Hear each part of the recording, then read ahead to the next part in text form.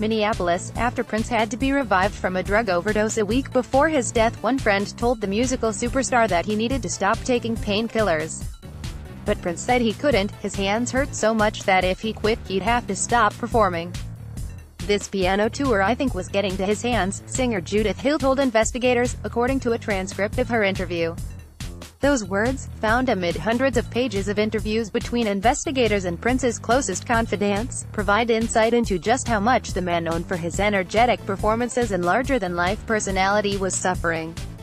The documents open parts of Prince's life that the intensely private celebrity tried to keep from even his closest confidants.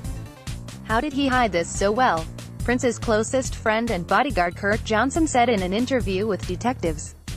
While Johnson said he didn't realize that opioids were a problem until that overdose, he had noticed Prince was unwell before that and took him to a doctor. In their zeal to protect Prince's privacy, Carver County Attorney Mark Metz said some of the singer's friends might have enabled him. Prince was 57 when he was found alone and unresponsive in an elevator at his Paisley Park studio compound in suburban Minneapolis on April 21, 2016. An autopsy found he died of an accidental overdose of fentanyl, a synthetic opioid 50 times more powerful than heroin. Authorities say it is likely Prince didn't know he was taking the dangerous drug, which was laced in counterfeit pills made to look like a generic version of the painkiller Vicodin. The source of those pills is unknown and no one has been charged in Prince's death.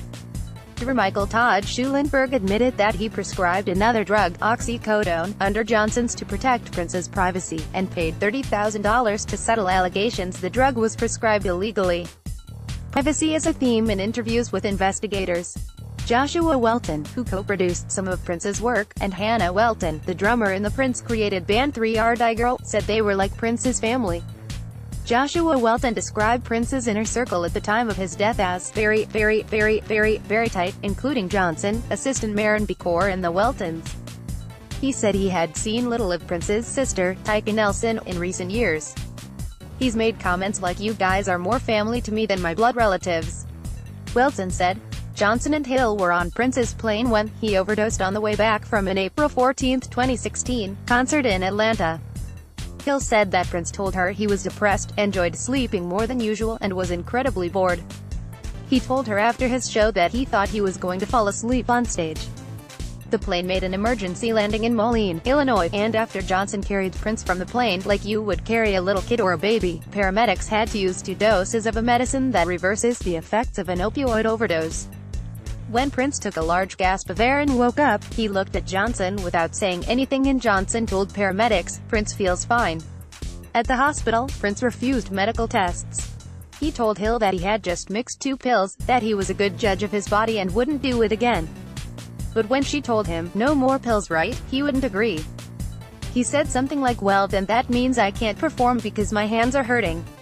"My hands hurt," according to a transcript of her interview with investigators. Investigative materials released Thursday include several other interviews, documents, photos and videos. There are pictures of pills that were found in various bottles in several different rooms. Authorities have said many of those pills were not in their proper containers, and many were counterfeit. The documents include interviews with Schulenberg and Prince's inner circle, including Johnson, who told investigators he had noticed Prince looking just a little frail, but said he did not realize he had an opioid addiction until the overdose on the plane. After that, Johnson said he and others reached out to an addiction specialist. But Johnson had initially contacted Schulenberg, his own doctor, to treat Prince in the fall of 2015. Schulenberg told investigators that Johnson texted him on April 7, 2016, saying Prince was complaining of numbness and tingling in one of his legs and in his hands and had vomited the night before. Schulenberg prescribed some medications under Johnson's name and gave Prince an IV, according to documents. Schulenberg asked Prince if he was taking anything for his hands and Prince said yes, but did not know what it was, documents show. Johnson also called Schulenberg on the fateful day of the Atlanta concert before the flight on which Prince overdosed and asked the doctor to give Prince a painkiller. Authorities say Schulenberg did so, under Johnson's name. Johnson contacted Schulenberg again on April 18, and expressed concern that Prince was struggling with opioids. Schulenberg last treated Prince the night before he died, conducting a urinalysis that tested positive for opioids. Meanwhile, Johnson and others had reached out to addiction specialist Howard Kornfeld, who dispatched his son to Paisley Park to try to convince Prince to seek treatment. Andrew Kornfeld showed up the following morning. He was among those who found Prince dead. AMIFORLIPI, Associated Press.